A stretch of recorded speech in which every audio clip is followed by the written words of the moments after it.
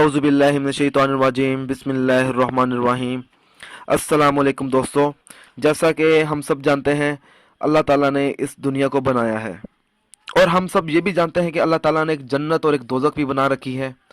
جنت میں تو ہم سب نے جانا ہے، ہم سب سے مراد نیک عمل والے، اور دوزخ میں تو ان لوگوں نے جانا ہے جو گناہ گار ہیں، جو کافر ہیں، اور مسلمانوں نے جنت میں جانا ہے۔ اگر کوئی شخص یہ چاہتا ہو کہ قبر میں اس کے لیے آسانی پیدا ہو اور آخرت میں اسے اللہ تعالیٰ جنت عطا فرمائے، تو وہ یہ عمل کرے۔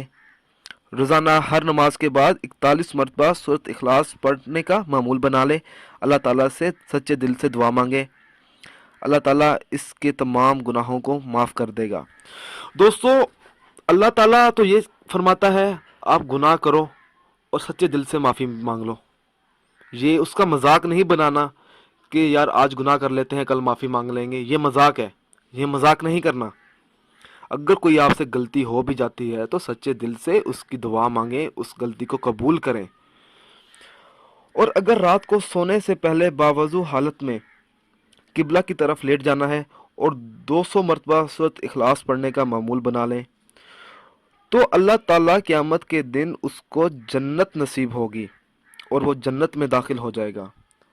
دوستو، اگر آپ کو ہماری یہ آڈیو پسند آئی ہے تو اس کو لائک کیجئے اور شیئر کیجئے، ساتھ ہی میرے channel Zoya life health care کو سبسکرائب بھی کیجئے۔ جزاک اللہ۔